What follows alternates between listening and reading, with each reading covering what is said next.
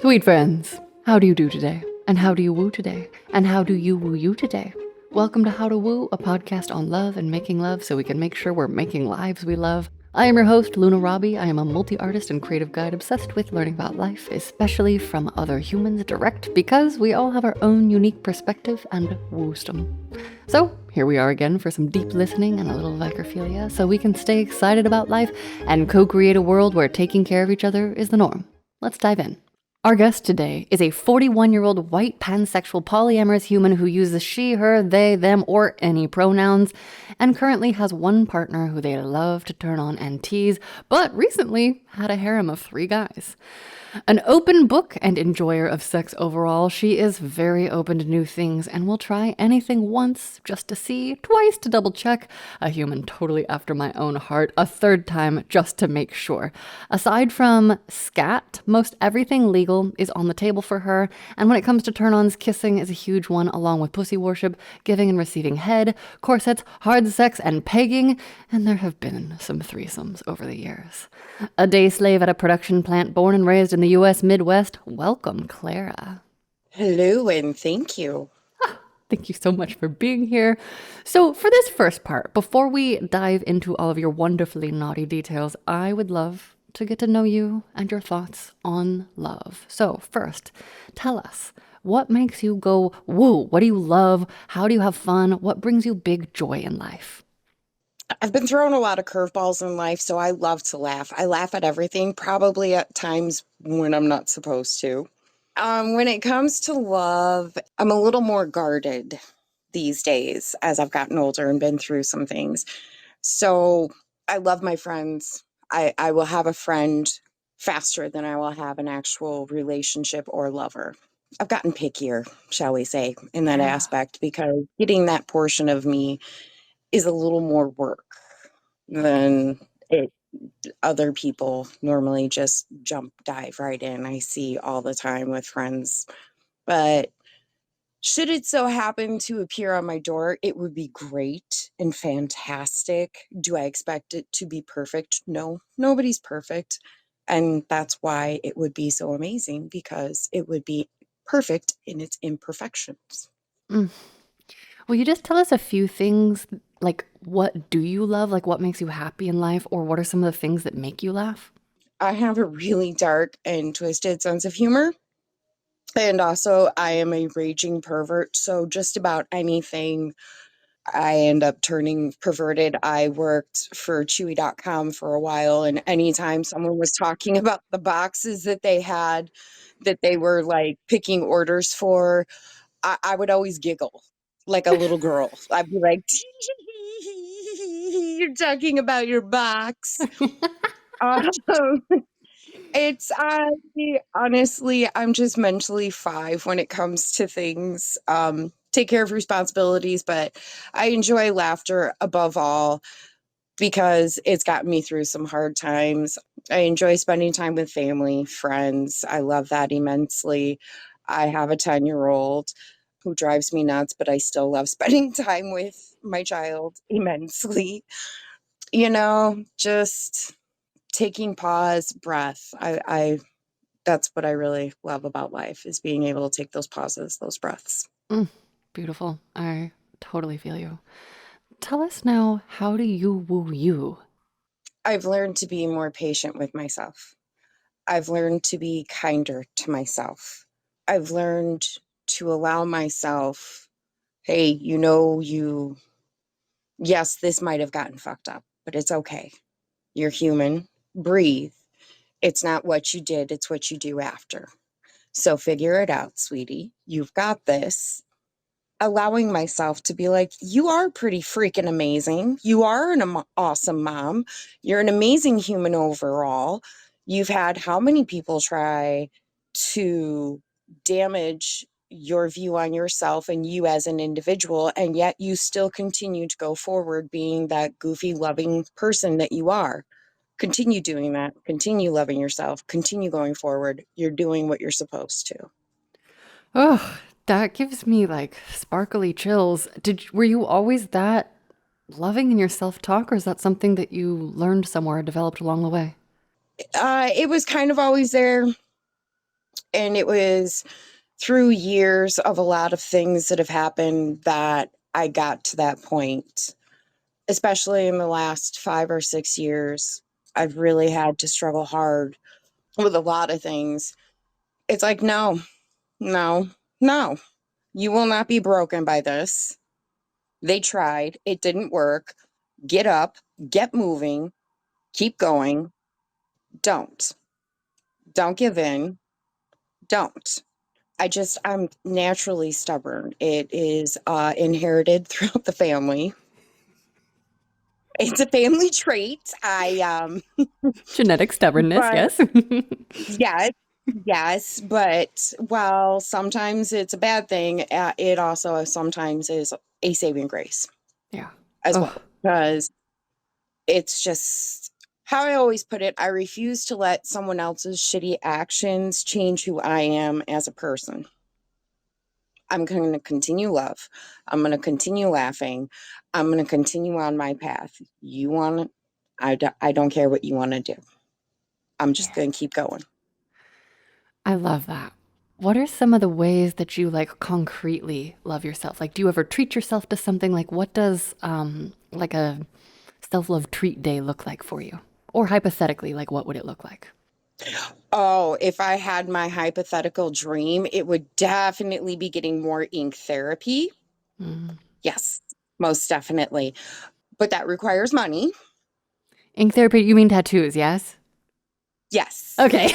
Ooh, cool. Yes. Okay. I Okay. definitely need more tattoos. I only have like what, 8? Yeah, 8 Yeah. at the moment. But for right now, it just looks like me, going through, okay, let's fix these eyebrows. They've gotten a little bit crazy. Fix the nails, maybe put on some dashing diva nails to make them look like I really spent time and money on them when I did not.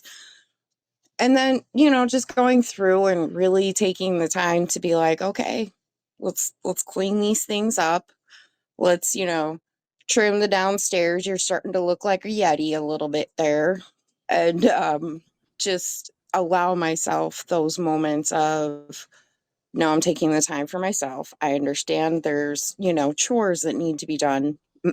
No, we're going to take time. We're going to do this because doing this is going to feel better about us, which means we'll conquer more things easier. Yes.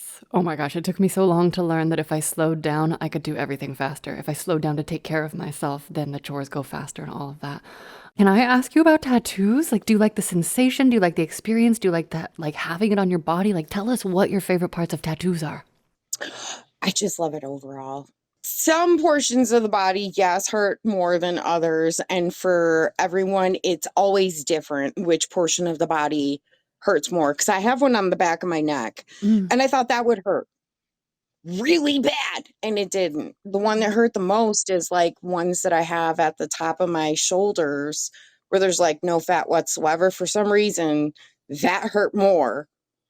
But I love watching the transformation happen on my skin. I love the feel of the needle, even though it sometimes is akin to, especially with shading, it feels like a razor blade and a cigarette at the same time.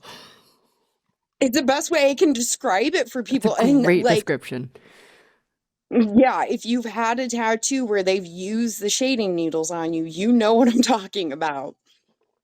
But I still enjoy it because it's like I'm modifying myself. I'm changing myself to the image in which I feel I should look like. And Cool. I just love doing that.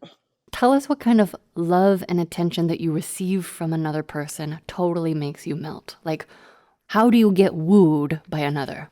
I've had beautiful words, lovely words said to me throughout the years, but it's those actions that follow those words.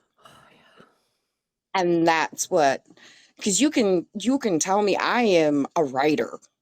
I like to sit and write. And let me tell you, I can write some great shit. Doesn't mean I mean it. Mm. But my actions, that's where it's going to happen. So if you can take those beautiful words and then back them up with amazing actions, that's where I get wooed. is showing me that you will take that time to consider me, showing me that you will have that thoughtfulness towards me like I do others, showing me mainly that you just give a fuck and that I'm actually in your thought process, Yeah. that I'm present, that I am there in your brain. I totally hear that. Are there specific types of actions that are the most meaningful to you? I'm not one to ask for help. Again, stubborn. Mm, So if I'm asking you for help and you come through on that help, or knowing that I need help, but you know damn good and well I'm not going to ask for it, that is something right there. Stepping up to the plate and doing it, that's what's really going to hit home for me.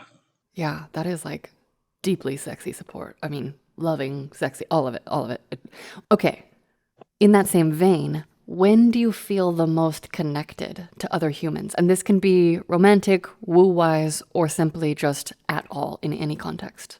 When people allow their guards to actually come down and just be, when they allow them, when they realize this is a non-judgmental safe space and they allow themselves to just be and have that unfiltered proper conversation with me or moment with me, that's when it really hits, where it's you just get so caught up in the conversation you just don't even realize how much time has passed, or you don't even realize, holy shit, I just said things I normally don't say to people, or things like that.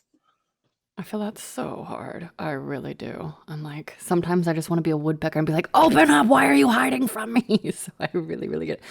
Okay, in that same vein now, what do you need in order for a connection that you have with someone that is potentially romantic and or physical to become physically intimate? Like, what are the factors that get you to kind of that next level? My brain needs to be stimulated before anything else. If you don't stimulate my mind, forget it. Two, respect is extremely freaking huge with me. It's a huge thing because I'm a lot more intelligent than people realize sometimes, because I am so goofy, because I am such a bubbly personality.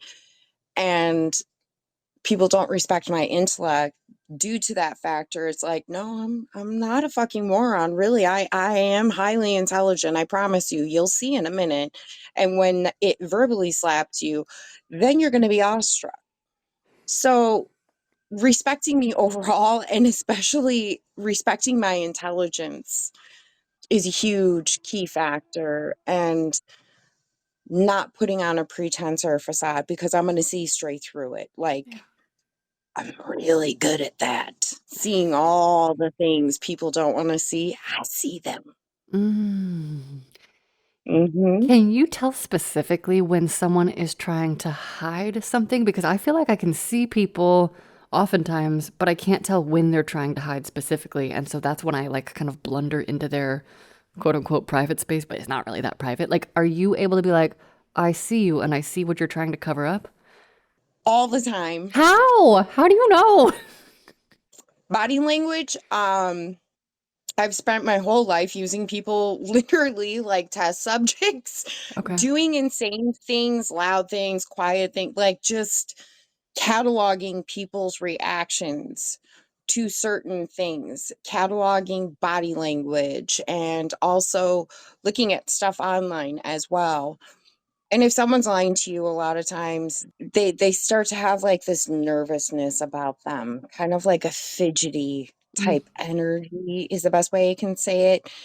And knowing the person and knowing how they normally are against if they might seem a little like ooh, ooh, on the inside, it's being able to pick up on those subtle micro gestures and emotions that come across their face, but then they quickly try to get rid of them as fast as possible. Like, if you pay attention close enough to people, you'll pick up on those body languages that they don't even realize that they're doing. A certain stance that they take, all of a sudden leaning back a little bit more or arms become closed off. It's reading people I've gotten really good at. Dude, I can hear the intelligence, and picking up on micro expressions and pattern tracking them sounds like maybe some subconsciously is part of your genius. And just lining that up with what their normal behavior is, that is helpful. I don't know if I can get there, but I am hopeful. So, I um, think you can. yeah, well, I'm always hopeful and I'm getting better. And I too use the world as a laboratory. And I think of everything I do with people as like running another human experiment. So I kind of love that we have that in common. But I want to click back a couple steps and hear a little bit more detail about you said that you need mental stimulation. And you also talked about Yeah. respect. And I wonder if those two things go together. But like, what kind of tickles on your brain feel the best when it comes to arousal? I love playful banter, whether it be verbal, message. I enjoy verbal banter, especially if it's intellectual. Like, there's just the, ooh, baby, it's so sexy. That's not gonna, it's no, that don't work for me. I have had some of the worst pickup lines thrown at me. Not gonna work. Like, you really have to like draw me into some things, like pull me in with your intellect, your humor. Those are highly sexy to me. So if you start drawing me in with that, which has also been a downfall for me more than once, Mm. and then like a teasing aspect thrown in there of a, It sounds almost like you are like, hey, show me that you see me by seeing me and then creating evidence of that with our playful interplay, if that makes sense. Like the back and forth. It's like, I want to know that you are engaged with me, the human inside this container. yeah, because that's a problem. I have people look at the window dressing of, big boobs, tiny waist, big butt with birthing hips, long legs, and they get caught up in that and they start fetishizing that and fantasizing that. But the problem is there's an actual human in here. And this is where it's a problem with guys because guys are stimulated visually. Women are stimulated mentally. Boys, you'd have less problems if you realize we're mental creatures. Stroke our brains before you try stroking the clit, and you'll get a lot more juice out of it. I'm like, I don't want to Simple. have to choose. I too am I love mind stimulation. I also love visual stimulation. I'm like, just talk to me and let me look at you and let me do everything. I totally feel that. Okay, next, I would love to hear you sound like a person with an active personal life. So, what are your health and safety practices, needs, and conversations like? So it's been a journey, and let's say my body count is not low at this point in time in my life. Great. It's not. So I've learned a lot of things along the way. And thankfully, when I was in high school, I was part of a group called QIC, which is Questioning Youth Center. And with that, they were for anybody, but they were mainly there for, the gay community. And part of it was safe sex practices. If you don't have a dental dam, cut a condom, do it this way. And it helped me learn a lot of things that I would not have known that saved me later Mm, when I turned into a drunken slort. That's a slut whore slort. I I love it. stole that word from a friend a long time ago. I love it. But condoms are a must. And I like repeat offenders at this point. Like I like having people that are friends Mhm. that I know I can trust. I Yeah. don't have to worry about it. I don't need to worry about it. I'm fixed. Baby factory's closed. One and done. I'm good. I'm too old for that shit at this point, anyways. So I prefer repeat offenders, knowing I can trust that person because obviously it's not just my health and my safety that I have to be aware of and concerned of. It's also my other partners, partners. Yeah. So, it's a chain reaction. If one person's stupid, that means multiple people are now screwed over. Yeah. So, if need be, if it's a newer partner, condoms. If, like, the one remaining partner I have from my harem of 3 that I had at one point in time, and this is hilarious, he's like, "This has been going on so long, it could go for a drink. That's how old it is. We have been friends that long and banging on and off that long." That's awesome. Congrats. Thank you. Love him, could never be with him. No. Fuck no. Well, it sounds like you found a way to be with him over and over again that is working for both of you without, sticking each other in each other's lives in a big way that would make everyone unhappy, and I think that's some real wisdom right there. I think this is a great time to hear some details about your harem since we brought it up. So, how that happened is my ex is actually one of your previous guests from, like, fuck, 4 years ago. I don't remember what name he used when he talked to you, but he's a decent guy. It's just, you know. So I had my harem of 3, which is the friend of 20 some years, Mhm. my ex of recent at that moment of time where we had dated for like what, year and a half, 2 years or something. That was your previous guest. Okay. And then the third one was someone I had known for a few years and just decided to, hey, let's bump pelvises. Sounds like a fantastic idea. I'm above board on everything. Everybody knew about everybody. Yes. There was no secrets. This is where people fuck up in these type of dynamics. No secrets. Don't. Communication. You need something, say it. Something's bothering you, say it. Communication, above all, to make anything like this work. Well, with 2 of them, the one that I have known for 20 some odd years, and then the one that I've known for a few years that we decided to just, bump pelvises. Me, him, and him all decided to have a couple threesomes. That was fantastic and amazing. I enjoy feeling like a pair of Chinese finger cuffs. It was great. Um, I had to do a Chasing Amy reference there. I just had to. But problem is, third one that was the most recent ex, unfortunately, whether or not any of them wanted to admit it, they were all in competition with each other. Mm. Sorry, boys, I'm number one for me. Yeah, you are the winner here. I'm number one for me. You don't own this. This is my pussy. It's mine. Mm. You get to borrow it at points in times, but it's cute that you think you own it. But anyway, so the one that was your former guest, he my most current, like, actual ex, he ended up getting booted just because there were issues within that dynamic, and also between me and him. Just, bro, I'm not your therapist, I'm your friend. You're not trying to help yourself. I can only do so much. I can show you the door. I can't walk through it for you. This is a hard thing. I get it. I'll be here to help you, but I can't do it for you. And there was just a lot of problems and issues. So I had to be like, I'm done, and cut contact. And then the other one that I've known for a few years, and we decided to, hey, let's this seems like a good idea. Let's bump pelvises.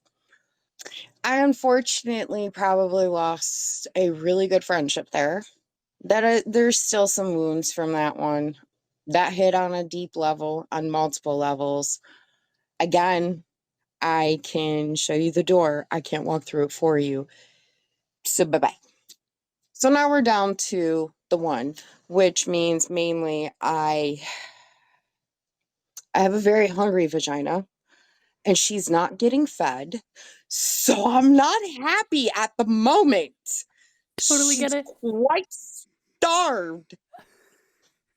Okay, so it's a new era and we are planting seeds of hope for feeding this hungry cunt. Okay. Um, Yes, I am this here for cunt that. needs to be fed. I am here for Starving. She that. likes her 8-course meals. Yeah. Very hearty, very thorough. Yes. Not happening. Give it to me, God damn it. Give it to me. Okay. I love it. Okay, so we've had a little preview of some details. Before we move on to all of the nasty details, do you have any other thoughts on love or reflections on relationships or wisdom when it comes to wooing? When it comes to love and wooing, remember there's always the honeymoon stage.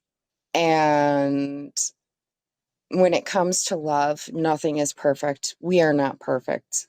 If anybody hears this that actually knows me will know I have imperfect tattooed on me for a reason because I know I'm not perfect. I Mm. know I'm not. You can always strive for better. You can always strive for more. Look to grow with each other. That's the most beautiful and amazing thing you could do if you actually love someone. Push yourself, push them, strive for better, be better, do better. I just want us to grow a world together where taking care of each other is truly the norm, and I am so with you on that. For me, it has been so painful in instances where I see myself growing away from someone that I love, and growing together is like a really beautiful thing. And that's when I'm like, wow, damn, all of you with those long-term relationships and connections. Slow, medium, and fast clap. I love it. I'm here for it. Okay. Yeah, but same time, Yeah. even though they have those long-term relationships, doesn't necessarily mean that they are actually healthy. At a certain Yeah. point, it just becomes comfort and formality, like familiarity. It's not so much you're growing together, you're growing and expanding. It's this is comfort and this is familiarity. I hate to be the pessimist in things. No, no, I think I that's a totally fair point. And honestly, the biggest fear I have around long-term relationships is that the partner will be secretly lying to me and I won't pick up on the cue, and then we'll be secretly disconnected and one day I'll discover it. And so I'm like, no, no, no, I'll just be over here and you can repick me every single day. But I also do know a handful of couples who have long-term connections and they're actively engaged in each other's lives, and I respect the shit out of that. And I also do have a fair amount of respect for the people who just tolerate each other. It's certainly not a lifestyle that I would want, but I'm like, okay, I see you. Like I see that choice you've made and you are both consciously or unconsciously committed to it, you know. And so, you know, I like to think that we're all here as each other's growth friends, but it sounds like you have something in common with me, or rather I am identifying myself with you in these ways of like authenticity and being myself and feeling seen and having that part of me be like actively nurtured. Like, I don't think that's pessimistic at all. I think it's very, very astute to be like, what they have, I don't want. This is the version I do want. So I fucking love that. I just finished reading this book called Magnificent Sex, which highly recommend to all people everywhere. And, you know, they were interviewing couples who were in long-term relationships and were like, what, you know, what do you do that makes it so good? And I do think the book is definitely skewed in the direction, even though they're like, we're for everyone, you don't have to be monogamous. Like it clearly is putting like couples and monogamy on a bit of a pedestal, not necessarily monogamy, but the way that it's written, it's sort of like, but even so, the way that these lovers spoke about connection and, like you said, respect and like the mutual adoration. And what I thought was so cool is because I've been talking about this concept of crushes with my wife, my best friend, you know, my number one growth partner. And we've been like, how long can a crush be sustained? You know, and so this has just been our personal noodle together. And in this book, they were talking about how certain couples and long-term lovers mentioned having crushes on each other over and over again and growing that throughout the years. And so I'm like, aha, it is possible. And they were very, very clear to distinguish in that book the actively co-created, unique relationship that is predicated on vulnerability and deep sharing and honesty and a comfort with communication that, you know, kind of gets to that next level versus the societal norms where we don't really talk to each other and we have robot disconnected sex and we pretend like it is so hot, you know, and I think that's a little bit of what you're getting at. And I know from talking to so many people that the structures of those social norms, even for those of us who didn't grow up in necessarily a religious household or whatever, it's pervasive and it's strong, you know, and so I am so right there with you. And yeah, it is sad that that's a norm, but also that's what we're here today to kind of explode and smash a little bit. I agree immensely with what you're saying. Like, you can fall in love with your partner over and over and over again because there's aspects about them that as you grow as humans, hopefully you're growing together, that you didn't realize was there before, that you can appreciate and like actually be like in awe of. Yeah. And even though the book was probably more centered towards like monogamous relationships, if people are poly, like that base root relationship is the one that needs to be the most important. So even though they were kind of like putting monogamous relationships up on a pedestal at the same time, it kind of does need to be on a pedestal, especially if you're in a poly relationship. Yeah, I mean, I'm sure it varies person to person. You know, I am in the midst of rereading Polysecure, and I know there's so many different configurations and formats. Like there are some that definitely prize this certain type of connection. And the book did interview polyamorous people, but at the end when they were like, "We want to make couples counseling accessible for all," I was like, but what about single people who are in active relationships and co-create? Okay, but what if it's not counseling or fixing? What if we just have? Could you just make a group where everyone could come together? You know, and so that's up to us to co-create. But I think it goes back to what you were saying earlier too, at the start of this conversation, where you're like, you did such a good impression, and I feel like I've heard that, but it was like, "Hey, sexy, hey," you know, like that that does not resonate with me because to me, that is such a resistible invitation because that person is not indicating a desire to know me, a desire, you know, they're not indicating that they might grow with me, that they might be deeply curious. Like it's sort of just a baseline. My sister calls it a leech response, like someone who's just going to glom on and be, you know, an energetic vampire or literal vampire. But let us move on to part two. So we're getting into your sexy specifics, your personal wisdom on making love.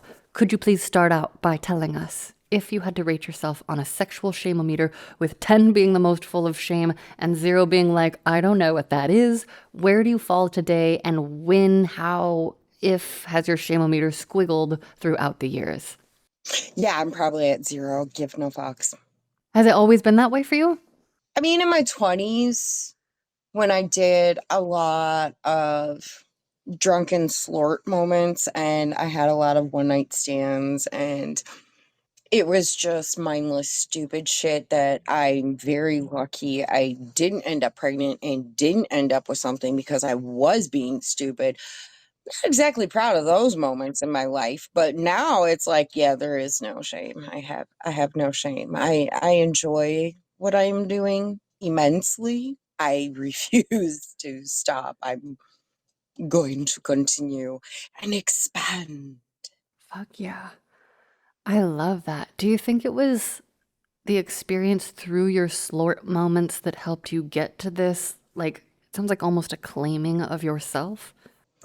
Yes, definitely. Because back then, due to the abuse that I had when I was younger, that was me relating to it in an unhealthy way. And I didn't really like myself back then for numerous different fucking reasons. Mm.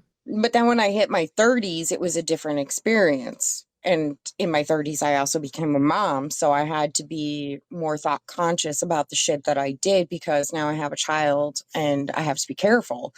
And now with being 41, it's like I've gone through those two different stages. I know what I want. I know what I want and I know what I'm refusing to deal with. And I will not give up till I get it. And I want to get it.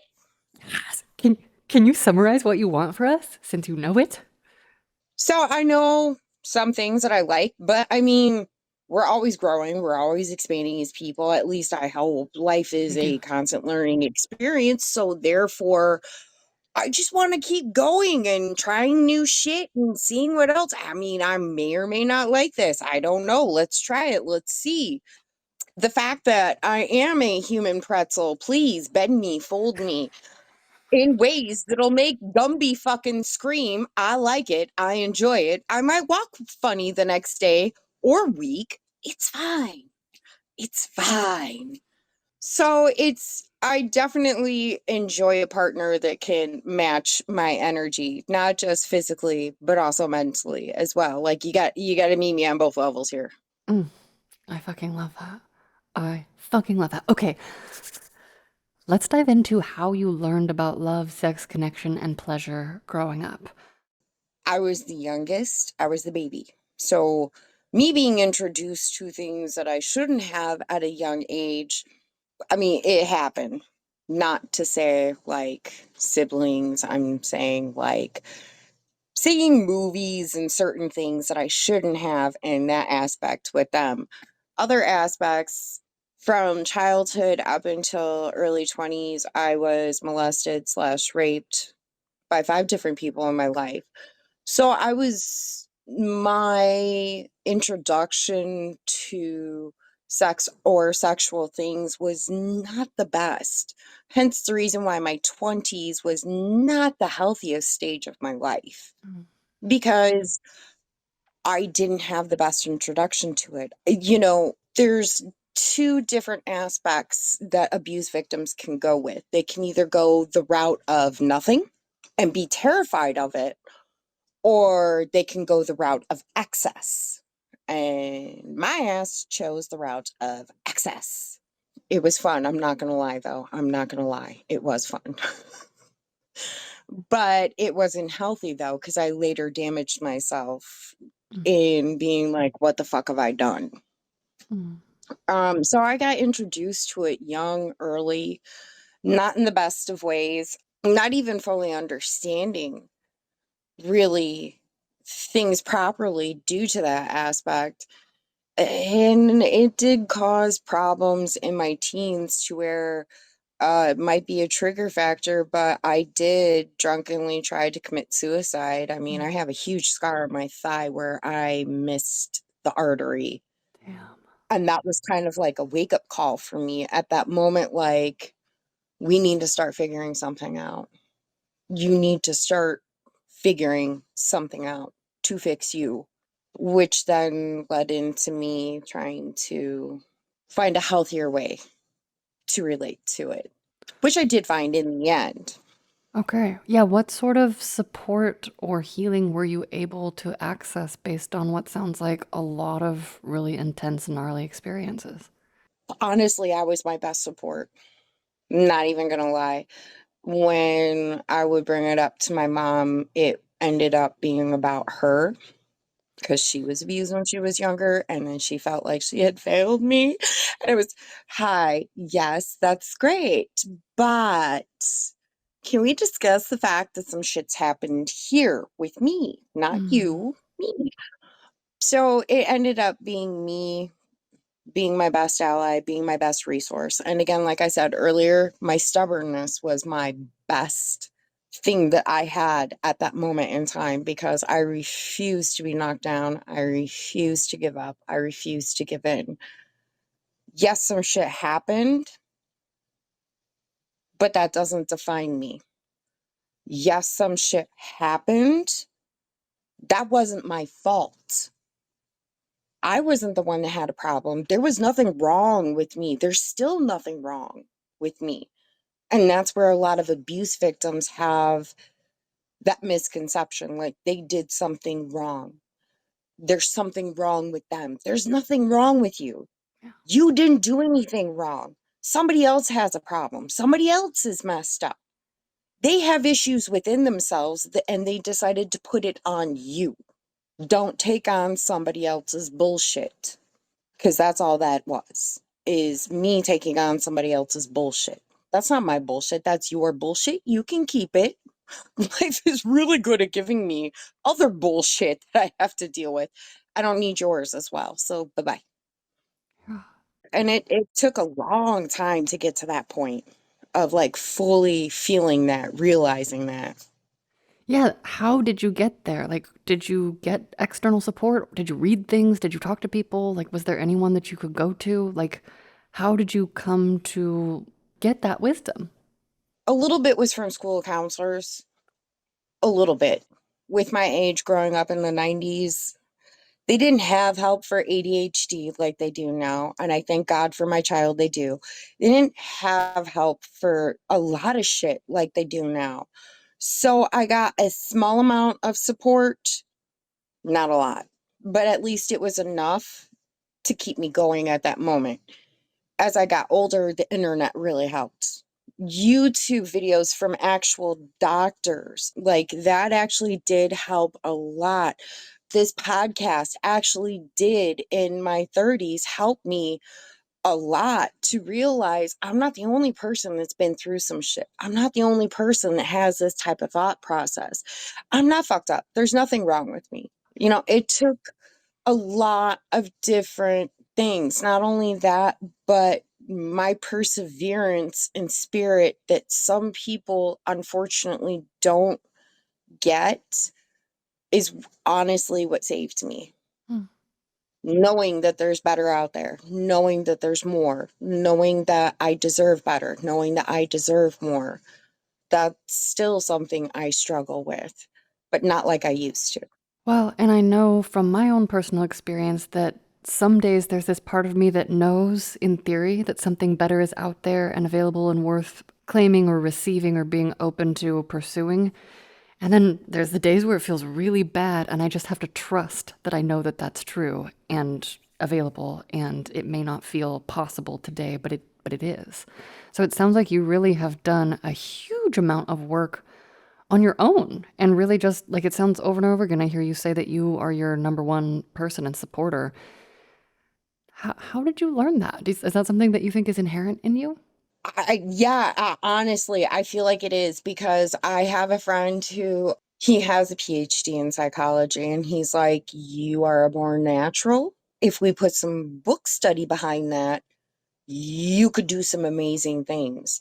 I've already had friends tell me I'm their personal therapist. Mm, It's easier to help other people with their bullshit than to deal with your own. totally. But I have, in becoming a mother, it has helped me because watching my child through the ages, watching my child through loads of things, he struggles. He's got horrible ADHD like I do. And it's like, look, baby, I'm here for you. I get it. I'm not your favorite person at moments and times, but helping him grow up and deal with his shit throughout the different years has triggered me to remember some things that I wish I hadn't remember, but at the same Mm, time, I'm glad I have, and I'm glad I've dealt with. The best thing you can do is forgive. And while that sounds like the most ridiculous thing you could do as an abuse victim, it's the most freeing because forgiving them for their fucked upness means you're forgiving them for putting their bullshit on you. Meaning, I'm letting go of your shit so that I can go on with my life. mm. I forgive you for that moment where you decided to be the biggest piece of shit on the planet. I forgive you for that. That is more power than an abuse victim realizes they have. And raising my baby has helped me realize that. Were there ever any discussions with adults you trusted or even friends about sex that kind of helped you have a baseline of what was normal or healthy or anything like that? Like, what was the kind of the culture that you grew up with like? It was an extremely open household, to be perfectly honest, that I grew up with. There was most definitely numerous conversations on sex from older brothers, their friends, my mom's friends, my mom, my mom getting drunk, showing me how to give a blowjob with a wine bottle. It was open. It was very open. But sadly, my mom lacked a lot of experience. So there wasn't a whole lot she could really answer. Okay. I would love to hear if there were formative experiences that feel like relevant to your development. What are the next parts of your sexual unfurling? So let's start with the first, because that is very fucking entertaining. I lost my virginity in a graveyard on Halloween.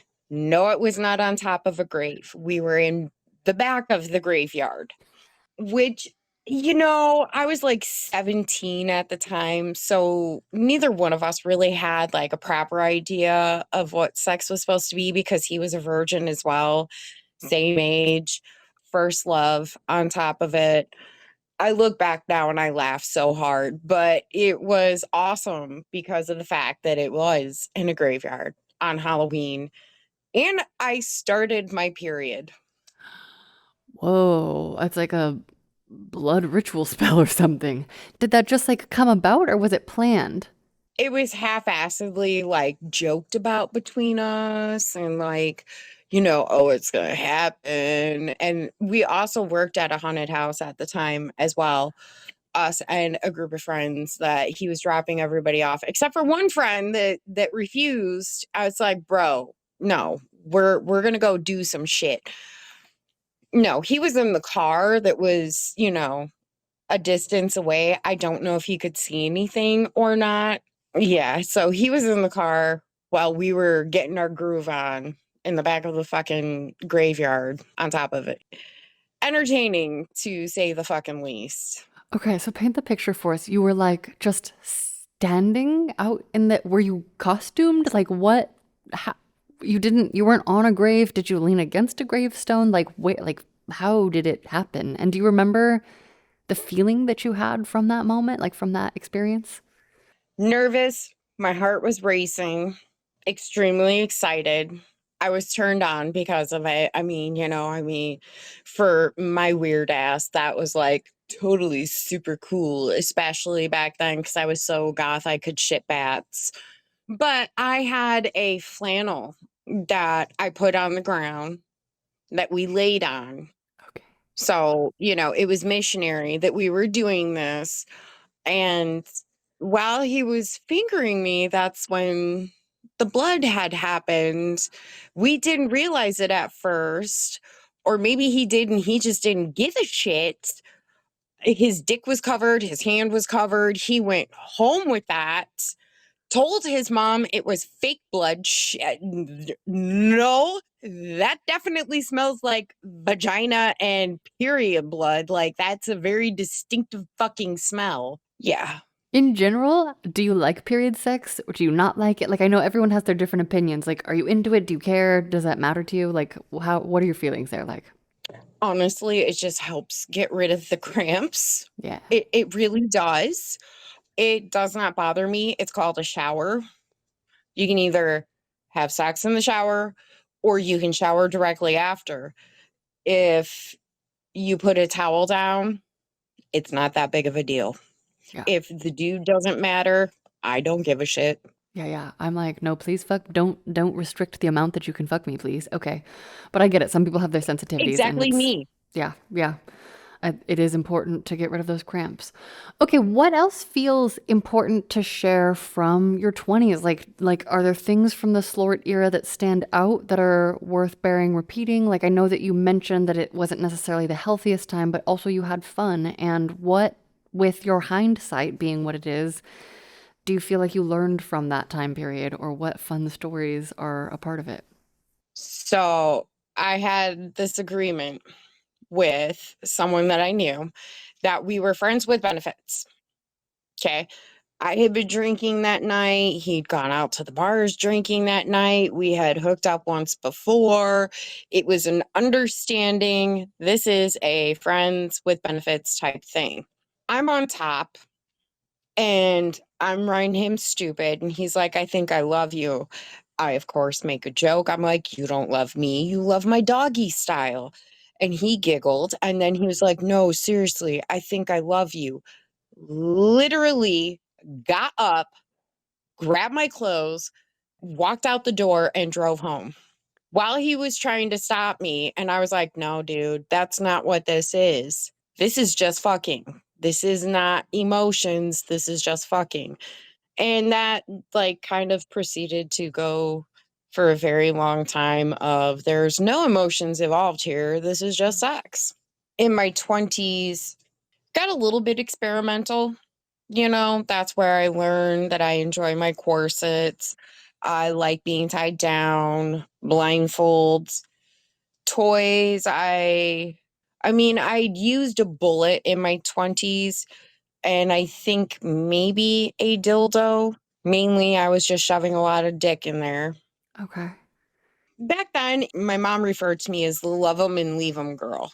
And then experimentation wise, that was kind of mainly with the one partner that I still have now, where, you know, he had gone off and served and was overseas and had a lot of experiences over there, found a lot of different things, got into kinks, bondage, BDSM. So that kind of helped me broaden my horizons with a lot of different things, as well as going online and just looking into shit because I was curious. I'm curious. I want to know Mhm. what's going on with this, that, or the other.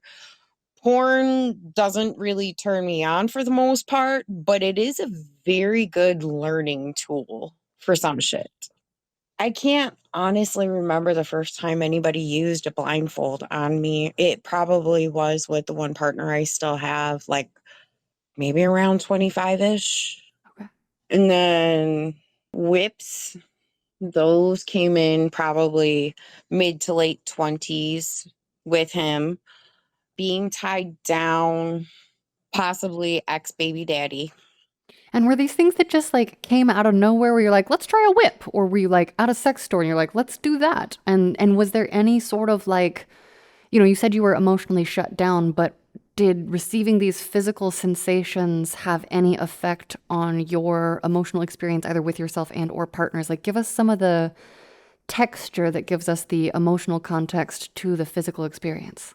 Mainly, I've just always been very curious about anything and everything to do with the world Okay. overall, and especially with sex, you know, exploring myself. One of the sex shops that we had in the area where I grew up, they had these mystery bags where you pay X amount of dollars and you get random shit in there. Okay. Well, sometimes they would have, you know, fun little different vibrators in there with like different little heads giving different sensations. So a lot of things were kind of self exploration for like throughout my 20s era for the most part. And it was just mainly me being curious of I want to know what this feels like. Do I like this experience? Do I like this sensation? How does it feel with me? So maybe there was a lot of self-love in the 20s that I wasn't even realized that I was doing, Yeah, that I was doing. totally. And then as I hit into late 20s, early 30s, it was with my ex, who is my child's father. He did not have that much experience. Like my body count was way higher than his. Like I popped his cherry. Okay. Although I will say, body count and experience are not interchangeable. I've been with some people who have a higher count than I have, and I have more broad and deep experience. And so, you know, the learnings can go all sorts of directions. Completely agree with that 100%. And there's some people that are also just like sex geniuses, and I mean this with a joke, but like, you know, where there They're like are they're savants. savant. There, I think there are some like naturally gifted body intelligent people, you know, and magnificent sex can absolutely be learned and everyone can learn it. But I know some people who are just, you know, kind of like you were saying earlier, you can read a person visually. Like there are some people that do that with hands and have it in the sex realm. So that's really okay. Of the things that you experienced that you were exploring during this time period, what has stuck with you, or like what did you learn about yourself and your pleasure? Like when did we start entering the era of pleasure for you in a way that felt like, oh yeah, this is for me? Because you sound extremely empowered now, and it sounds like perhaps some of that came through this time of exploration, but like what was it feeling like to you throughout the process? I felt honestly kind of awkward because Mm. I didn't have like someone else I was experiencing it with to like, converse with and be like, "Hey, what was your experience with this?" Like I didn't have that. Or and I didn't have something like this to listen to be like, "Oh, okay, well you've experienced that as well. Okay. So maybe it's not just me or, maybe I was just not going into it with the right mindset or something." But mainly I kind of just felt awkward through some of this stuff just because I think it was still hang-ups on my own body because I for the longest time was not comfortable receiving head. Really? But now you like it both directions. Oh, yes. Tell us about the I progression. will slam your face into my pelvis. I will fuck your face into next Sunday, Tuesday, a month from now, if it's going good. Okay. Like, yeah. Tell us your definition of good and tell us how you went from not being comfortable with it to like face slamming into pussy. I was more comfortable with myself, one. Two, I'm quite furry. Well, not quite furry, but like decent amount of hair. Yeah. So I started using Manscaped actually to trim that shit down. So that actually made me feel a lot more comfortable as well. Realizing the feeling that I was feeling was not that I was going to piss on my partner's face, was actually I'm a squirter, immensely a squirter. So just let it rip. It's fine. They're going to fucking love it.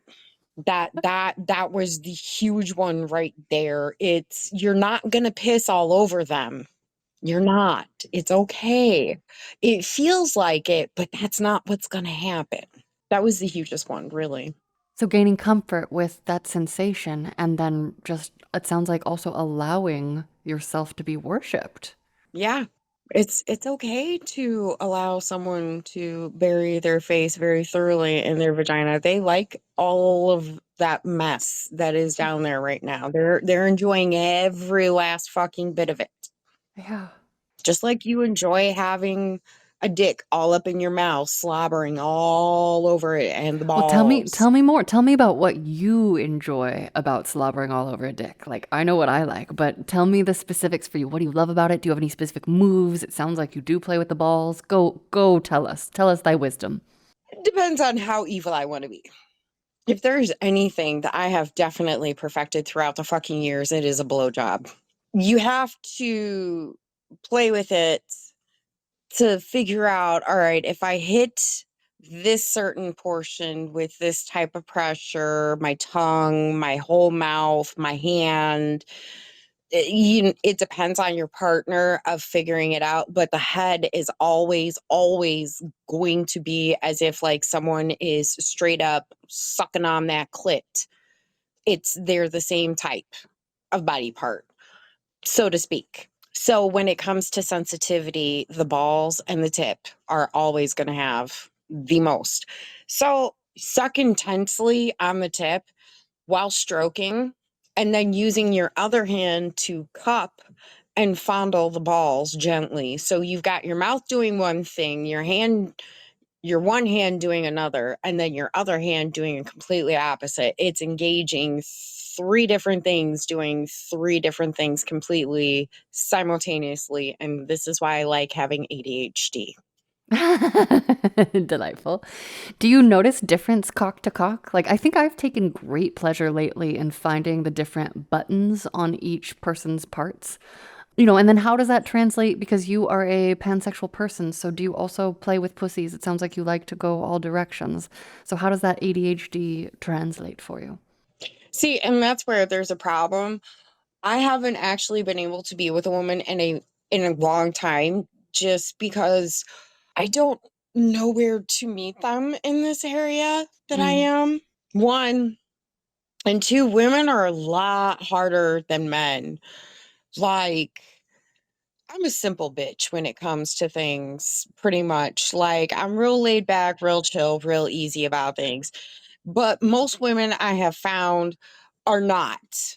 And it's a little bit harder, at least for me. And I always try and approach it with respect because everybody deserves respect.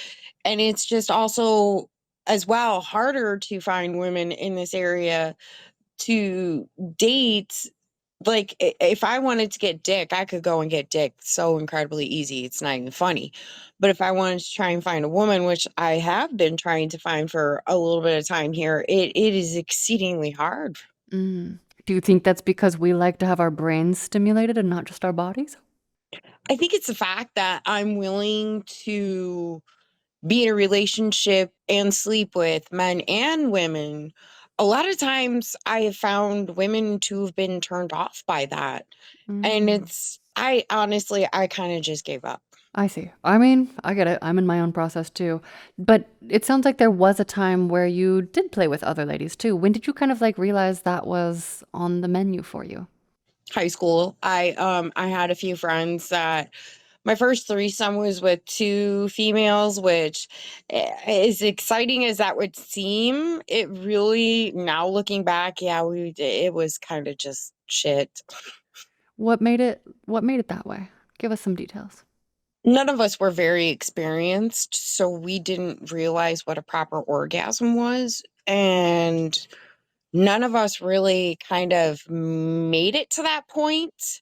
We just made each other hornier than we already were before being horny high school girls. That's kind of We hot. Okay. that's that's kind of what happened. Like, nobody reached completion, at least not as far as I know, or I did a hell of a lot better job than I fucking realized, because it would be like two of us focusing on the one, and then we just kind of kept rotating Okay. and taking like shifts and turns is how that would.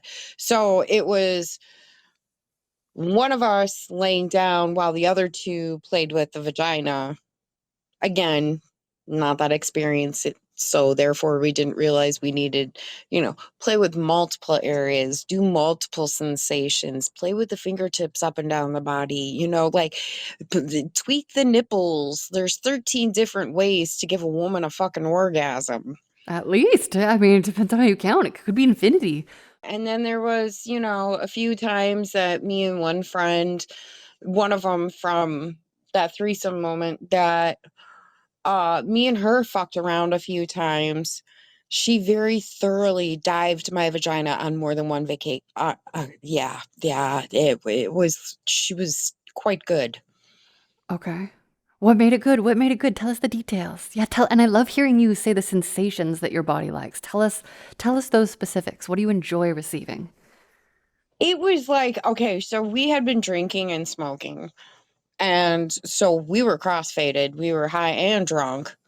And I think we were like 16, 17 at the time. I don't remember how one thing led to another through that night, but it ended up me and her in my room.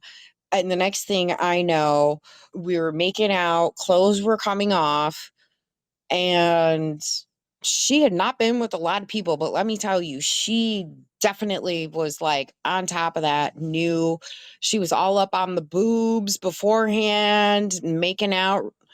And like I had said before, kissing is like a huge thing for me. Yeah. And then the next thing I know, she's got her hand in my pants, and then she's just down there full on facing it, just going to town and licking, sucking, lightly nibbling. Like, it was just intense and crazy, exhilarating. How long after those early experiences, like when did you start to really let go of the kind of nervousness that you described or the consciousness, self-consciousness around your body? Like what was kind of the timeline of that for you? When did you have your squirt revelation? The one partner that I've been with for 20 some odd years on and off, he tried telling me, And I was like, no, no, no, I have to pee. I have to pee. I'm like, stop. I'm not going to come. I have to pee. He's like, no, that is part of you coming. I'm like, you don't know what you're talking about. No, he did. He really did. And then I had dated the one dude that was most recent actual ex that he actually taught me a lot about my body. And the Ooh. funny thing is, he's 10 years younger than me. Uh-huh. But yeah, no, he taught me about the squirting. I'm like, no, just let it go. I'm telling you, I fucking love that shit. Just do it. It was the first time I actually had someone tell me, no, I love that. Do it. So it was like, all right, I enjoy pleasing my partner. I want my partner to have an enjoyable experience. So, yeah, okay, I'll do this for you. And then that's when I realized, no, this bitch can squirt gallons like Niagara Falls if you get her turned on properly. It's bad. Oh, Like I have waterproof sheets on my bed for just in case moments yeah. of, gonna have a visitor. Mm. Well, thank the heavens for supportive partnership like that. What else do you remember learning about your body with that partnership? Actually working on deep throating was because that very sizable penis, very sizable.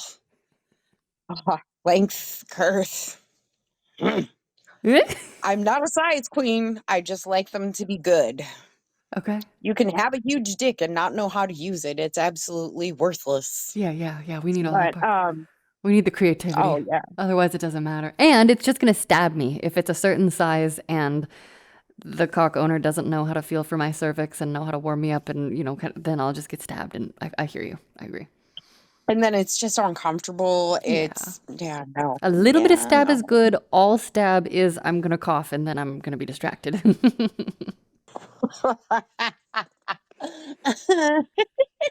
Like I like one little like but if I'm like then it's a little too much. So, I enjoy hard fucking. Like I can take yes. a dick like a goddamn porn star and I'm That's the fine with next thing I it. was going to Like ask I you about. Okay. stab the Yeah. shit out of my cervix. I'm Oh, all for it. okay.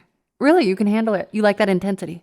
Yes, I Okay. do, but you can't go balls deep that hard from the fucking get-go. You got to warm Yes. it up Warm it and up. make sure all of that's very nicely lubed up in there before you try and do that. Because if you do that, it's just gonna hurt, and I'm gonna want to fucking punch you. Yeah, yeah, yeah. It's like it's not it's like unsustainable. There's a certain type of hard fucking that's really yummy. Okay, I didn't mean to derail you from deep throating though. Like I really want to hear with this length and girth situation, it sounds like you had a challenge on your hands or down your throat. He was above average. I think it was about 7 inches, Okay. if not slightly more. So getting all of that in there and getting down to the fucking base, that took work.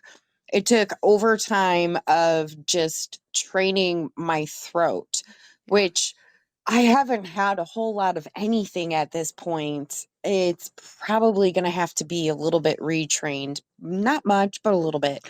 totally. And it's like I get guys want to put the hand on the back of the head and shove, like I completely get that. But you can't do that because it's not the same as a vagina. Yeah. Vagina, there's not something stabbing you in the back of the throat that could potentially cause the person that you're shoving the head into your dick to puke on your Yeah. dick. Yeah. Unless you want, unless, like, if that's your thing, cool. It Okay, is some go people's for thing.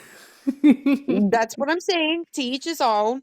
Me personally, I hate puking, so no, Yeah. please don't do that. Yeah. I like to find the edge of where I'm almost going to gag, but then I can pull it back. But that's why I'm like, you can have your hand there, but I am controlling it because I will only deep throat someone who I have a certain level of trust with. And then if we get really experienced together, then there is, I have one partner right now who I will, he knows how to hold my hair at the base and do the way that I like it. But it's like we had to work our way up there over the course of months, and so I totally hear that. And I have a double tap out method. Like if it's too much and I need to come up for air so that I don't actually vomit on a cock, because I'm like you, it's not. I mean, I've done it a little bit. It's not my favorite. It's not a flavor that I enjoy, but I know that it is some people's like fetish and kink. I don't do it on purpose, but I do love getting to that edge though. Same. I'm like, all right, I feel it. I feel it happening. Let's see how far we can go before it's like, no, you really need to pull back. You need to stop. See how far you can push that. Because every time you keep pushing it, you get a little bit further and a little Mm-hmm. bit further and a little bit longer and a little bit longer. Because I'm sorry, I was never a fan of bulimia where it's like twice the flavor with 0 calories. That's Oh, what bulimia is. That's not my thing. That's yeah, not my thing. It's yeah. never been my thing. That's It's also part of the just reason so why I'm glad I stopped dangerous. being a dancer. Okay. Yeah, yeah. No, it's like I'm fine with the hand on the back of the head if like, you've just got your hand back there and you're kind of like cradling my head and like, like fondling my hair maybe a little bit and just kind of doing that type of stuff while like you let me have control of that situation. I'm all for that. That's fine if there's a hand. But if you start pushing, that's when you're going to feel teeth and you're never getting a blowjob from me again. Yeah, yeah. And I think 2 minutes is my best time. Wow. That's a substantial amount of time to. Were you holding your breath or are you able to like I know some people can breathe while they're going down. If the cock is filling my throat in a certain way, like everything's plugged up and so I have to hold my breath. So I've never timed myself though. Like, no, I'm saying like 2 minutes, I gave a blowjob and dude busted. Oh, I love it. Oh, that's hot. Amazing. Amazing. Amazing. I I think there was, as of recently, due to the fact that I have like had not a whole lot of action going on, but I have how how was it that the one partner described my vagina? It's like a velvet vice grip. And the fact that I've had no action as of recently just means that it's even tighter. So when I come, it clenches even fucking harder. And every time I come, it clenches even more and more and more. I think as of recently, I 5 minutes on top and I had that bitch. He boom. I was so shocked because he doesn't come to people being on top. He's a dom. Mm, Straight up, through and through. He is a dom. mm. It sounds like you play with kink, but you did not explicitly identify as a type of kinky. How do you feel when it comes to kink versus vanilla versus all the things, the labels? Like, you also talk like someone who could dominate the shit out of a partner, but is that even of any interest to you? Like, how do you conceive of your power exchanges? Okay, so I see myself more of a switch, probably a bratty switch, if anything. More of a sub, depending on the person. But yeah, pretty much a switch where it's like, for the most part, I want you to dominate this situation. Throw me around like a fucking rag doll, bend me in ways that'll make Gumby scream. I'm fine with that. It's great. Let's do it. But then there's going to be those times where it's like, no, bitch. No, you're getting shackled. Something's happening here. Or I'm just going to throw you down and fuck you stupid. And you're going to love every damn minute of it. Yeah. Is hard fucking your go-to? Do you also like sensual stuff? Because you like making out. Tell us about hard fucking, tell us about making out and the interplay. So it depends kind of on my mood. Like if it's been like kind of a shit day, I'm gonna fuck out my frustrations, which means it's gonna be some hard fucking. Or if it's been like one of those hard days where I kind of need some sensual mixed in with, I mean, it almost always ends up hard fucking, I'm not gonna lie. But there's a mix. I like, never the same. I like to switch it up because if I'm doing the same exact thing every time, it's very fucking boring. Mm. But definitely kissing is a good way to get juices flowing with me. Okay. Yeah, totally. I like some good proper kissing. One of my partners recently, it was just like, okay, we're kissing. It's not my clit. Okay. You can do that fast tongue action, jackhammer, whatever the fuck it is you're doing. You can do that to my clit, but we're kissing at this moment in time. So how about we slow it down a minute? Mm. Bring Do it you back for a say that second out here. loud or do you just show them with your mouth? A little bit of both. Okay. Okay. I just ask because I can't tell sometimes through stories, and then I have definitely had moments where someone was telling me a story and I thought they said exactly what they did, and then I tried it in real life and it was a no go. Like, and of course there's a method to every madness, but I am just curious. Okay, so there's a mixture of like physical and verbal, and your clit can take the jack. My clit cannot take the jackhammer. If someone's like blah blah blah blah, I'm like stop. That's where I need the gentle, sensual. So can you come from hard fucking? Like does the pounding get you there? Like can you come from internal or do you need also clit stimulation or combination or like you said earlier there are a million ways people can come. Like what tell us about your orgasm and then if I derailed you from kissing or hard fucking go back and talk about that more. No, you're good. I actually am a blunt person. I asked that partner before. I'm like, has anybody ever said anything to you about your kissing, like ever, that maybe you need to calm down a little bit or something? Like, I'm blunt. I am Okay. that blunt person. I will say some shit. I am that friend. And then when it comes to my orgasms before I had my kid, it was not easy. Oh, really? Yeah, my clit is still an asshole. Don't get me wrong. She's an asshole. She is stubborn as fuck. She doesn't like to give it up. Internal, like supposed G spot clit, internal clit orgasms, easy to get. Get me to Okay. squirt, easy to get. Cervical, easy to get. Okay. Ooh, wait, can you describe I've never had anyone specifically say that they can feel the difference between cervical, I mean maybe not never, I don't know, but can you describe the difference between like having a cervical orgasm versus an internal G spot or whatever sponge spot orgasm? Like, can feel the difference? And does squirting always come with an orgasm for you, or can you squirt separate from orgasm? Usually it is in correspondence with an Okay, orgasm. The muscles are contracting so much and so hard that that cool. it causes me to squirt. I actually like if you were to see me in real life, I look squishy, but there's a lot of muscle underneath that squishy. And so with the clitoral, like external, the little man in a boat that's on the outside, the little bean, Yeah.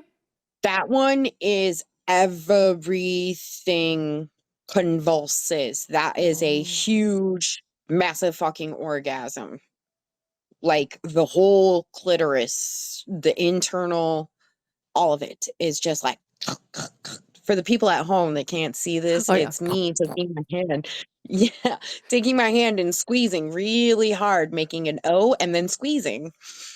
And then the G spot where you hook it like you're bowling, that usually causes the squirt factor.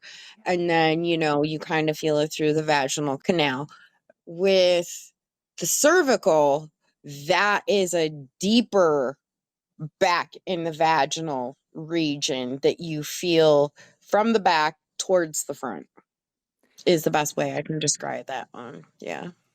I can feel all of those at once, depending on like Ah, that's so cool. I've had partners hit all of those regions. Now, getting like I said before, my clitoris is an asshole, so she doesn't always like to give it up, but she will help out the other ones to happen and have them happen more intensely.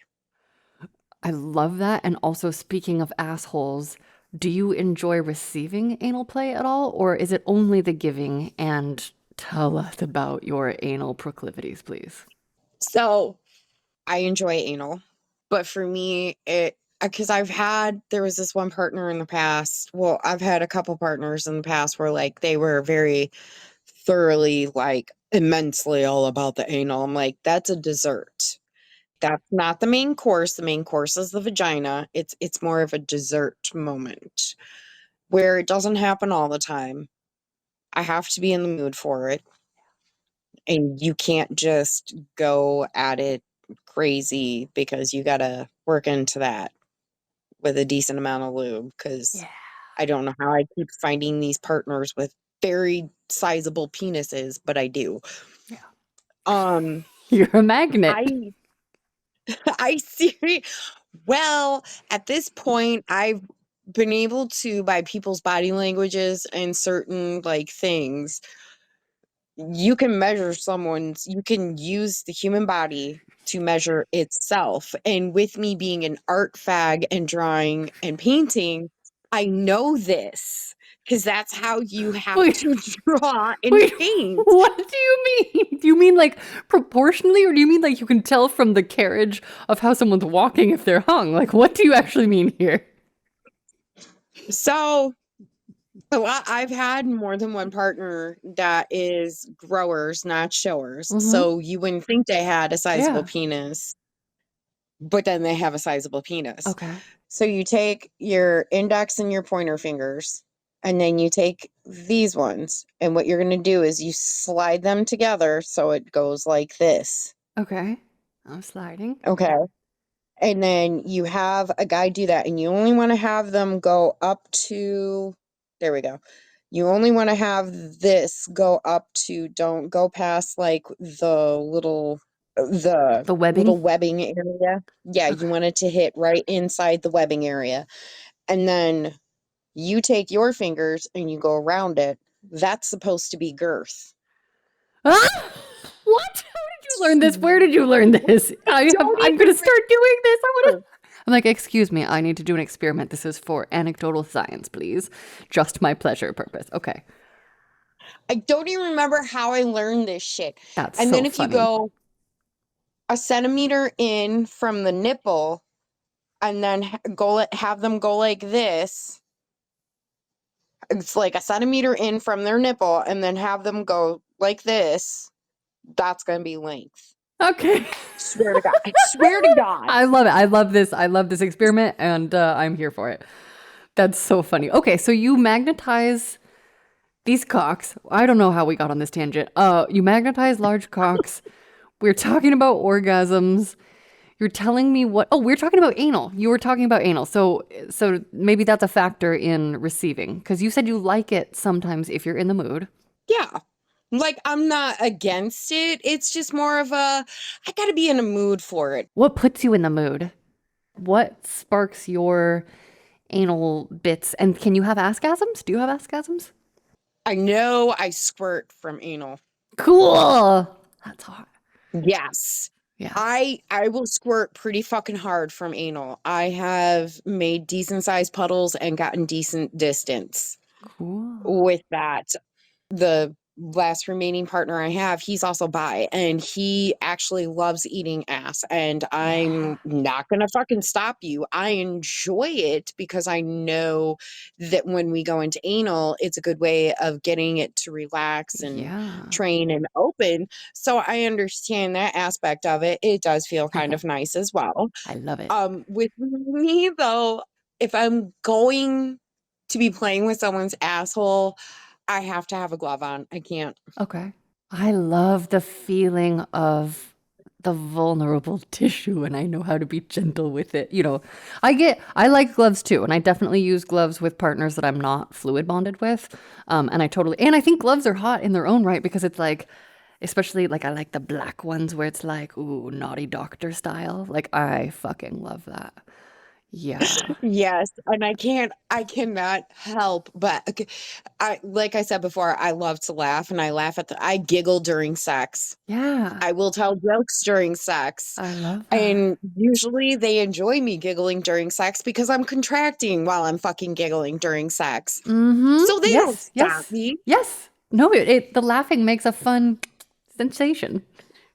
Not only that, but it's usually just some ridiculous ass goofy shit that's going through my head that has made me giggle that also makes them giggle in You're turn. now making me have a fantasy of like finger fucking someone's asshole and like tickling them. Like I'm like I need to find someone with this combination of desires and fetish because I love the squeeze of an asshole, especially like if there's an orgasm. Like I love to have my finger, whether it's mine, a partner's, someone else's. Like I love feeling the convulsions of an orgasm specifically through the asshole. Everywhere is good, obviously, but I love the like little pulse of that feeling just this much. Yeah, that's what happens when I get the clitoral O. Yeah. It's Yes. like my asshole and my Yep. vagina are Yep. both doing Yeah. that at the same fucking time. That's That's so why I've had cool. Okay, but what about pegging? I want to hear about pegging. okay. So that was with most recent ex, and I finally got him to let me peg him a couple of times. And the one time it was Amazon, and I was stroking his dick and I wouldn't let him come. I refused to let him come. I kept no, wait. I knew it. I knew you would be good at that. I knew it. Oh, Oh, yeah. I was in such Dom mode that moment. It was beautiful. And then I told him he could touch his dick and he could come. Okay. And he came so fucking hard. It was like, that was a good size puddle. I was proud. Ooh, I love that. Oh, it's so good. Okay. So something you would be interested in doing again, it sounds like. Oh, God, yes. Oh, Yeah. God, yes. That's It awesome. causes you to engage different muscles than you're normally used to using during sex because in having a vagina, it's different than when instead of getting stabbed, you're doing the stabbing. So it causes you to use different muscles. So it's kind of fun Yeah. Oh, because it's I'm a so nerd good. like that, I Oh, guess. I dude. don't know. Same. No, I love it. I'm like every sensation in every context. Let's try it. Are there other like sensations or kinks or fetishes that you are into that we haven't mentioned yet? Sensory deprivation is definitely one of them. Baby daddy and most recent acts, I think I did this like maybe once or twice where I had a blindfold on and headphones. So I didn't know, and I was tied down. And with that, I couldn't hear where they were. I didn't know where they were. I didn't know where they were going to touch me. I didn't know how. So it doing that causes your sense of touch to go up even higher. Especially, it's not even just the not seeing, it's also the Yeah. not hearing. So Yeah. you're a deaf mute right now, kind Yeah. of. Plus the unexpected. Yeah. Wow. Yeah, you have no idea where it's coming from, what's gonna happen. For me, it just made it 10 times more exciting because it's like, how are they gonna touch me? Ooh, how long are they gonna touch me in that region? It makes it so much more intense. I loved every second of it. Mm, fuck yes. I love teasing. It's like I won't admit it, but I admit it. I love teasing, whether I'm doing the teasing, being teased. I just love teasing. What do you love about it? It causes the level of anticipation to go up. Therefore, when you actually get to the point of getting really down and in it, it makes it even more exciting. It makes those sensations even better because you've caused that level of anticipation to go up even higher than it Yeah. was before with just like, yeah, things are going to happen. It's like, oh no, I'm going to tease you ahead of time. I'm going to get you hella worked up so that by the time you get to me, you're just going to want to rip my fucking clothes off. And that's it, which I've done before to more than one of them. Um, you're just going to want to rip my clothes off, throw me on the bed, and just start going to town doing whatever. Yeah. Yeah. So it sounds like your teasing includes a mixture of ahead of time mental slash perhaps some sort of communication as well as in person, maybe physical touching. Like tell us your favorite types of teases. Since I enjoy writing and I'm really good with words, I've been told that more than once. And I like to paint a picture in your brain. Sometimes I can do it with long messages, sometimes I can do it with short messages. It depends on the person I'm dealing with, depends on how the tease goes, banter goes. I enjoy that aspect of it because that means I'm getting your gears going.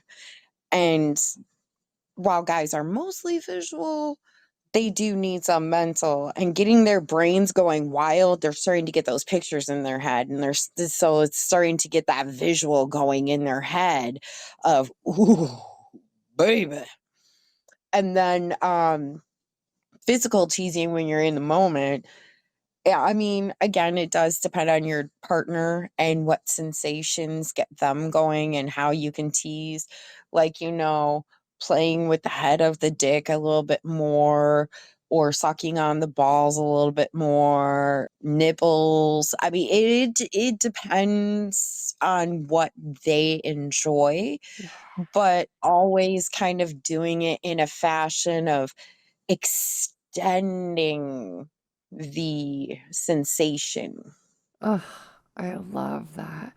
I feel like that also makes the moments of like, I made them come in 2 minutes with my mouth, or like the 5 minute fuck and they're done. Like it, like having that contrast, so it's never just one or the other, is so rich and yummy, and you never know what it's gonna be. That's one of my favorite things. Exactly. Yeah. It's how evil am I gonna fucking be today? And I enjoy being evil to my partner. I mean, honestly, it's like, what type of evil are you gonna get today? I don't know. Let's find out Yeah, yeah. together. I love that. Okay, I would love to hear now about your solo play. Like, what do you do to bring yourself erotic pleasure? Depends on how tired I am, Sure. mood I'm in, and how much time I have. Like, I have this one toy that can be used for solo or dual play, which you can use with your partner. It's called Tryst by Doc Johnson. So it's kind of like a ridiculous cock ring, so to speak, to where it will vibrate their balls while it vibrates your clit while y'all are fucking. But you can also use it for solo play.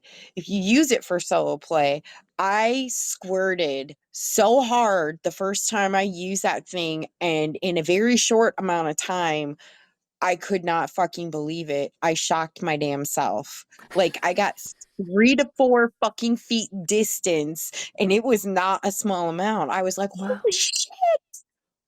I was shocked. I'm like, well, damn. So that thing definitely is fun. I have 4 different toys. I have one dildo that's just a straight dildo that's a suction cup and can be used with harness. Mhm. Then I have a vibrating dildo, which is suction cup and can be used with harness. Nice. Then I have the Tryst toy that is can be used solo play or dual play. And then the straight just clit sucker. Actually, with that, that's what I always tell people. I'm like, no, don't forget when you're going down, you always have to cup and suck the balls. You have to cup and suck. Yeah. The clit sucker, I mainly use, like, I'll use it to start it, Okay. and I'll use it on, like, maybe a low. And then maybe I'll switch to the Tryst, which has, like, these 2 little ball thingy tips on it that will kind of pinch and vibrate your clit Mm, at the same time. See, I abuse the shit out of my clit, whereas you probably would not be able to do this. probably not. Unless it's like covered with other folds of skin, or some days that arise without warning with plenty of warm up, then she can take a lot. Like, and that's why I'm like, I need creative lovers who can help, explore me every day, or I need good listeners, now that I'm better at communicating during sex. See, and that is honestly a huge thing that people don't realize. You need to communicate, be an advocate for yourself. If you don't like something, tell them. Don't just suffer fucking through it. Let Yeah. them know. That's how you actually end up having fantastic sex. Yeah. I mean, there's been times where my one partner, he thought it was funny to just continually just a couple inches deep, not even a couple inches deep, just put the tip in, just kept doing that. I'm like, yes, that's nice for like maybe a few, but you're getting a little excessive here. I slapped him on the ass and just gave him a look. He's like, you want me to stop? I'm like, yeah, that'd be nice. Okay. Okay. You're like, I want it all the way. Yeah. Yeah. I try to tell people exactly what I want when I realize it. And if I don't, then I just say, I want to try something different and I'm not sure what, because I don't always know the answers. And I know that early on when people were like, well, just say what you want. I was like, but I don't know what I want. I want someone to figure it out with me.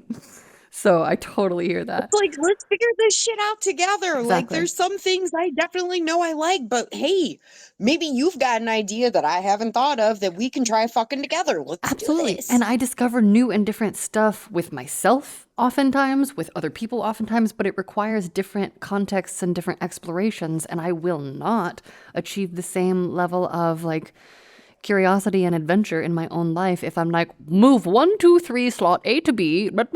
Like that's less interesting to me, you know? So I'm like, well, like if coming is the goal, I can do that with my hands or a toy pretty fast. Do you going back to your own self-pleasure, do you ever use manual stimulation? Are you mostly a toys kind of girl or like what do you enjoy the most?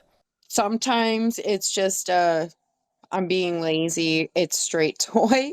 Yeah. Other times it's like, oh no, we're fucking ourselves and we are Yeah. fucking ourselves good Same. today. Same. It's happening. We got time. We're in that mood. Let's make it happen. Yeah. So it will, like I said, I'll get the clit sucker and I'll have that on like a low setting to like just start to get the blood up in the area and make it a little more sensitive.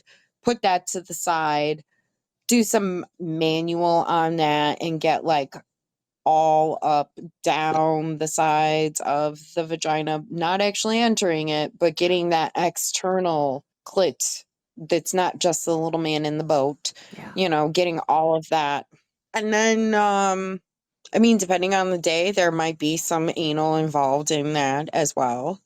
It really just depends on my mood. But here lately, due to losing second of the harem, it's that's kind of had caused some issues for me with things. So I've been less. I hear that. I totally hear I'll that. get past it. It's a moment. Totally. This too shall pass. Our lives are breathing things until they aren't anymore. And it's like, we go through our phases and it's learning and growing. And, it gives space to call in what we want, which we'll get to next. But first, is there anything else just as you reflect on your sexual experiences so far, your romantic, your connection experiences? Is there anything else that feels like it needs to be highlighted or mentioned or shared with us in story form? I'm thankful for the experiences that I have had, whether they be good or bad, because it's helped me to learn what I do and do not want. And had I not had all of the crazy, random, sometimes fucked up experiences that I've had, I would not know what I do and do not want. So, Yeah, overall, I'd have to say it's been a very interesting journey with people, without people, internet. Thank you, internet. totally. Totally. Okay, now let's talk a little bit about making a life/world we love. What are your hopes, goals, and or bucket list dreams for the future? This can be sexy, but doesn't have to be sexy. Could include tattoos. Like, what else are you hoping to explore or experience? So, sexually, huge on my bucket list is most definitely experiencing trans, one of each. Okay. I mean, not just the fact that they are trans, like for me, I definitely personality and person has to be involved there, but like at some point I would hope maybe hopefully I'd be able to experience one of each. Mm. That would definitely be really hugely nice for me. I actually have a partner that is not just I'm on the outside of things because normally that's how it happens is I have partners that are with other people because for it then keeps me from being too emotionally attached, them getting too emotionally attached, and should either or happen, I can be like, step back, no, Mm. because this is so, but I would actually like to at some point be able to find my own person Mm. Yeah. where I actually matter, where I am the fucking priority instead of me making everybody else Yeah. my priority. I would like to be a priority for once. Mm. I hear that. and to allow my child to make it to 15 years old without killing him. Yeah. Just 15. At that point, it's fair game. I mean, I It's may like, have lived longer, but that's a good point. 5 years at a time. Just one step at a time. What about tattoos wise? You mentioned at the very beginning that you want to have more tattoos. What's the vision for that? so I've always wanted since I was junior high. I've always wanted to have it start at about the middle or towards the top of my shoulder blades, dragonfly wings. No color, Mm, just shading, dragonfly wings, the two sets on each side. That's what I want for my back to finish that off. And then for my legs, I want like some type of like viney miss to happen because I have an ankh that is also an Eye of Horus cool. on each thigh, and then just have like the vines either come up to or just kind of go around just like ever so slightly. But that's what I want for my legs. Maybe a little bit on my arms. Like I want more tattoos, but I don't want to be covered too much, if that makes sense. Like I have nothing wrong with anybody else doing that because I have multiple friends that are like that. But for me personally, I want to be able to see large portions of my skin, but also mixed in with some tattoo. I love that. I love that. Okay, if you suddenly had an unlimited budget to build your own personal pleasure palace, what elements would it have and who would be invited? I don't like 50 Shades of Grey because it's too cheesy for me. But that red room, I would like to make an entire basement like that and expand upon that. Have it nice, neat, and organized like that. My OCD would fucking love it. And then, like, in every different portion, possibly even broken up into actual rooms, have certain themes for rooms. Yeah. Yeah, I could go with that for I like love a that. long time. Like, just really set it up, like, have like a playful room where it's like whimsy type style and sweet and soft, and then have like, no, straight up grungy BDSM style, like fuck machine and shit like that. Like going from one extreme to another because honestly, there's multiple personalities inside this bitch. Oh yeah. Yeah. I think one of the best things about fucking different people is I get to experience different parts of myself depending on what they bring out. And that's why I also like different spaces, different contexts, different environments, because it's like it lets me express and explore all my sides and parts. That's great. Exactly. And that's also why I enjoy having multiple different types of partners as well, because I've been married once before, never again. Didn't want to get married in the first place. I can't do monogamy.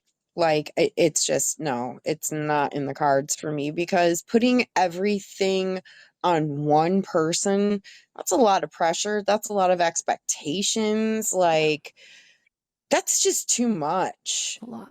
Yeah. Like I get, that's why people have a lot of friends and stuff, but to put all of my sexual expectations on one person, that's fucking ridiculous because they're not going to want to do everything I want to do.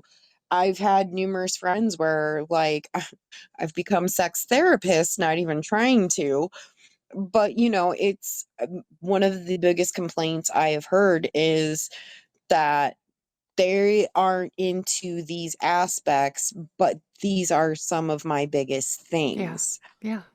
I love them and I want to be with them, but it's like, yeah, problem is, as much as people try to say that sex isn't a huge portion of a relationship, if you're not sexually compatible, it's not going to work, unfortunately. That's why the divorce rate is so high. That's why the cheating rate is so high for those reasons. there is so much there. And, I think it goes back to the societal expectations we talked about earlier. And even if someone does want to do everything I want to do, even best case scenario, they are as curious, as kinky, as everything as me. I would hope that my personal perfect partner would be so stoked to have me experience other energies. Like for me, it's not just about like one person till death do us part. It's about how can I grow and explore in partnership. And for me, it doesn't have to be one partnership. It's totally valid for people who it works for. But I see so many people, like you said, it doesn't work for, but they're trying to fit square pegs into round hole, whatever shape. We're all different shapes, right? Into this like one monogamous round hole. And sometimes they're only exploring one of their holes. And, sometimes if you just have one finger in each thing, it's a whole different one finger here. We could get plugged up all Yeah, I sorts of ways. mean, just for real, it legitimately, it is, it goes back to the 1950s mindset.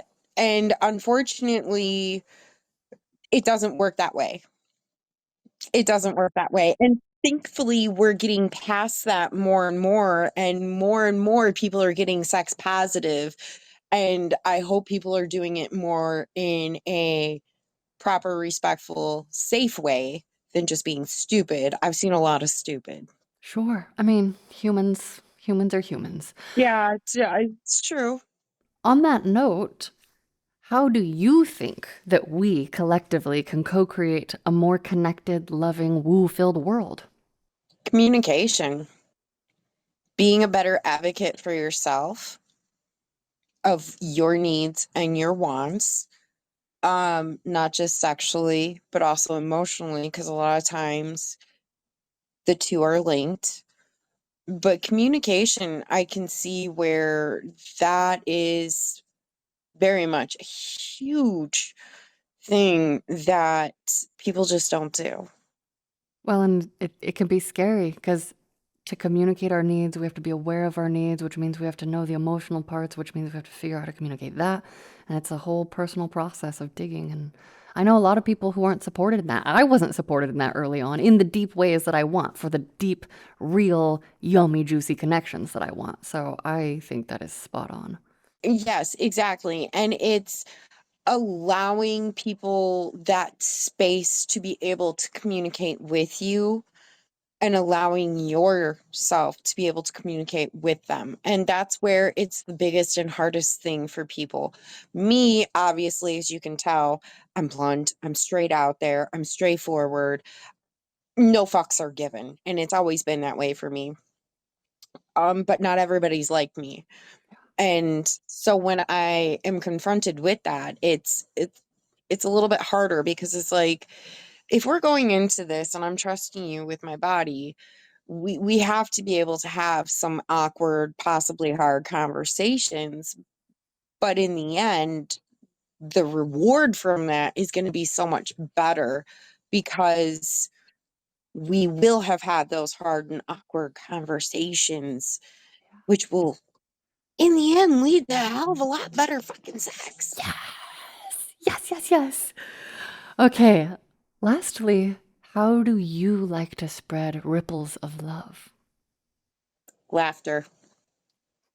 Swear to God, Yeah. it's what I do because I've had some stupid hard days in my life and faced with a lot of stupid hard shit. And I know that just having someone make me laugh and take me out of my headspace for those couple of seconds has made a huge difference in my day overall. So laughter is, and but you have to know your audience with that as well. But laughter. Sometimes you have to make yourself fake laugh. Your body doesn't know the difference. Mm, Just laugh. Just smile and laugh. yeah. I think laughing and sex are my favorite catharses. Oh, so right there with you. Like, Mm. I swear to God, we are like Yeah, on a we're lot of shit we're here. on a wavelength. Damn. Well, Clara, thank you so much for coming on and sharing all of your details today. And thank you for having me.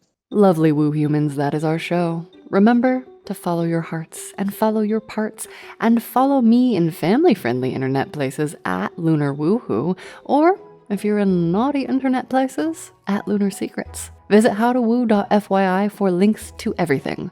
You can support our awesome show on Patreon for early ad-free episodes. You can worship me virtually on OnlyFans or Sextpanther, or we can work together in person in a number of excellent creative capacities. You can also ask a question, share a story, or apply to be a guest at howtowoo.fyi if you want to be on the show. And tell a friend to help us grow. Take care of yourselves, take care of each other, and let me know how you're spreading ripples of love.